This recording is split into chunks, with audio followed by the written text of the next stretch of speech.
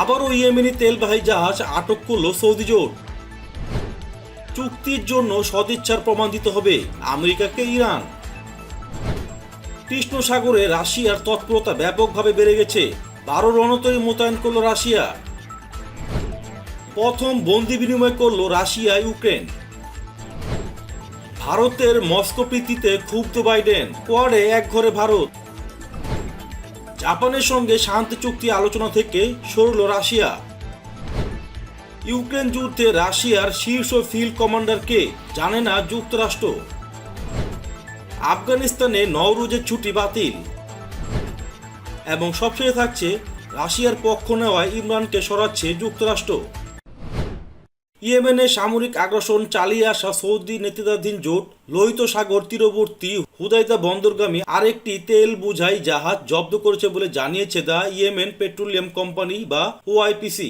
Saudi আরবের কঠোর অবরোধের মুখে পড়া লাখ লাখ ইয়েমেনিদের জন্য জরুরি জ্বালানি বহন করছিল জাহাজটি। কোম্পানিটি জানিয়েছেন জাতিসংঘের কাছ থেকে পরিদর্শন এবং প্রবেশের অনুমতি থাকা সত্ত্বেও জাহাজটি জব্দ করা হয়েছে।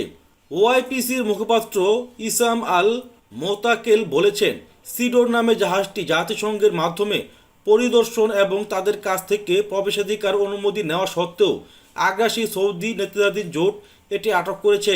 ইয়েমেনের আল মাসিরা টেলিভিশন চ্যানেল আজ এ খবর দিয়েছে।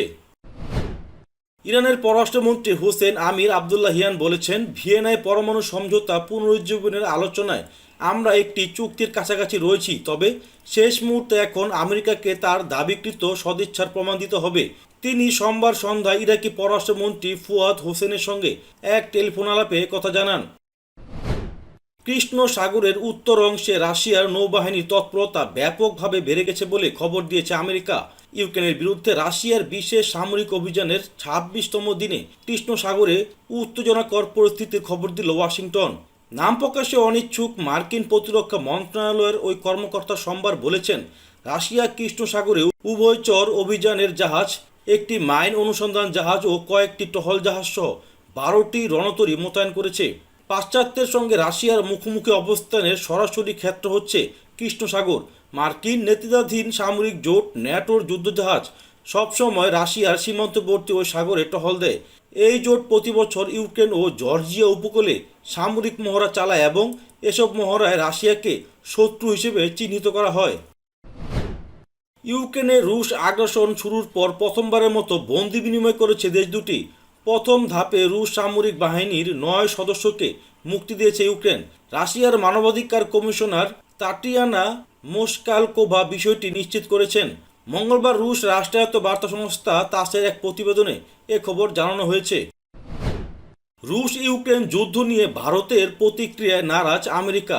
মস্কোর বিরুদ্ধে কোনো পদক্ষেপ করতে নয়াদিল্লি যে আপাতত প্রস্তুত নয়, সেই কথায় ফের একবার স্পষ্ট হয়ে গেল মার্কিন প্রেসিডেন্ট জো বাইডেনের কথায়। বিগত কয়েক বছর ধরেই আমেরিকার সঙ্গে সামরিক ও কৌশলগত সম্পর্ক মজবুত করছে ভারত। বিশেষ করে চীনকে নজরে রেখে আমেরিকা, অস্ট্রেলিয়া, জাপান ও ভারতের কোয়াড বা চতুর্দেশীয় অক্ষ যথেষ্ট তাৎপর্যপূর্ণ। কিন্তু পুরনো বন্ধু রাশিয়ার ক্ষেত্রে আমেরিকার চাপ সত্ত্বেও আপোষ করতে নারাজ মোদী সরকার। রুশ প্রেসিডেন্ট ভ্লাদিমির পুতিনের উপর মার্কিন নিষেধাজ্ঞা সত্ত্বেও মস্কোর সঙ্গে বাণিজ্য সম্পর্কে কাটছাঁট করেনি সাউথ ব্লক। এমন পরিস্থিতিতে সোমবার ওয়াশিংটনে এক বাণিজ্য সভায় ইউক্রেন যুদ্ধ নিয়ে ভারতের অবস্থানের বিষয়ে প্রশ্নের মুখে পড়েন বাইডেন।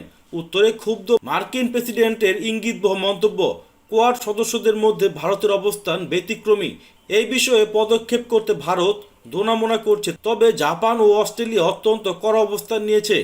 আমেরিকা, জাপান, অস্ট্রেলিয়া ও ভারতকে নিয়ে গঠিত কোয়াড স্ট্র্যাটেজিক জোটে ভারত ক্রমশ একঘরে হয়ে পড়ছে বলে ইঙ্গিত পাওয়া যাচ্ছে।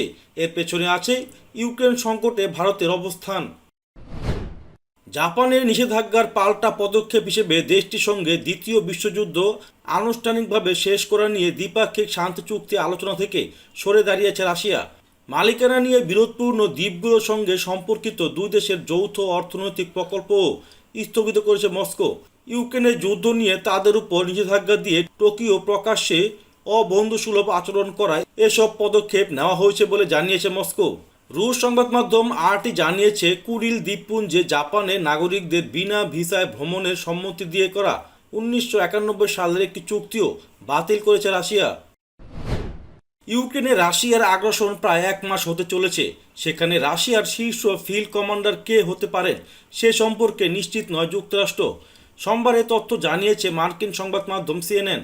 খবরে বলা হয়, যুক্তরাষ্ট্রের বর্তমান ও সাবেক প্রতিরক্ষা কর্মকর্তারা সংবাদ মাধ্যমকে জানিয়েছেন ইউক্রেনের রণক্ষেত্রে পরিচালনায় রাশিয়া কাকে দায়িত্ব দিয়েছে সে ব্যাপারে ধোঁয়াশার কারণে হয়তো সেখানে আপাতত দৃষ্টিতে রুশ বাহিনীর এমন কৌশলহীনতা ও অব্যবস্থাপনা দেখা যাচ্ছে।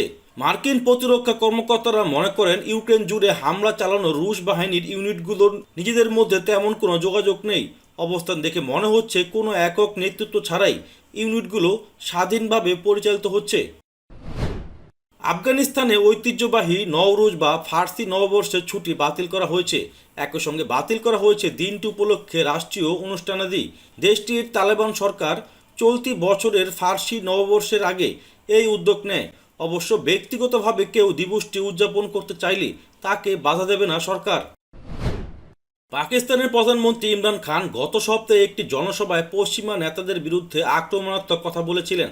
পাঞ্জাবের সেই জনসভায় ইমরান খান বলেছিলেন, পশ্চিমারা পাকিস্তানকে তাদের গোলাম বানিয়ে রেখেছিল, তারা ধরে নিয়েছে তারা যা বলবে আমরা তাই করব। এর কিছুদিন পরে পাকিস্তানের পার্লামেন্টে ইমরানের বিরুদ্ধে অনাস্থা প্রস্তাব আনে শতাধিক বিরোধী সদস্য। ইমরানকে ক্ষমতাচ্যুত করতে বিরোধীদের করা সেই ছক সফলভাবে পার্লামেন্টে পাশ হয়েছে। আগামী 25 মার্চ শুক্রবার অনাস্থা ভোট অনুষ্ঠিত হবে। প্রধানমন্ত্রীর বিরোধীরা ঐক্যবদ্ধ হয়ে ইমরান খান বিরোধী জোটে সামিল হয়েছেন। এই মুহূর্তে নিজেদের ভেদাভেদও ভুলে গেছেন তারা। ইমরানের বিরুদ্ধে তারা খারাপ শাসন, অর্থনৈতিক অক্ষমতা ও সেনা সংস্থার সমর্থন হারিয়েছেন। ইমরান এখন তার রাজনৈতিক জীবনের লড়াইয়ে মরিয়া হয়ে উঠেছেন। এজন্য তিনি এখন নতুন কৌশলও গ্রহণ করেছেন। সেটি হলো তিনি পশ্চিমাদের আঘাত করেই যাবেন। তার আশা তিনি এই লড়াইয়ে জয়ী হবেন। সেক্ষেত্রে তার দলের ভাবমূর্তি কমতে পারে।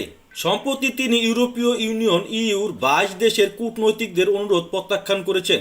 জাতিসংঘের সাধারণ অধিবেশনে ইউক্রেনে হামলার জেরে রাশিয়ার বিরুদ্ধে নিন্দা জানানো থেকে বিরত থেকেছেন। ইমরান খান বর্তমানে রাশিয়ার সঙ্গে ঘনিষ্ঠ সম্পর্ক গড়ার দিকে মন দিচ্ছে। এতে নিঃসন্দেহে পশ্চিমাদের অবমাননা করা হয়েছে। এসব ঘটনার কারণে ইমরান খানের ঘনিষ্ঠ সহযোগী ও মন্ত্রীরা বলছেন, পশ্চিমা শক্তির ষড়যন্ত্র হিসেবে ইমরানের বিরুদ্ধে অনাস্থা ভোট আনা হয়েছে। ইউক্রেন ইস্যুতে যুক্তরাষ্ট্রসহ পশ্চিমা ও ন্যাটোকে সমর্থন না জানানোর কারণেই তার পতনের ডাক দেওয়া হয়েছে। এতে সামিল হয়েছে যুক্তরাষ্ট্রের সেন্ট্রাল ইন্টেলিজেন্স এজেন্সিও।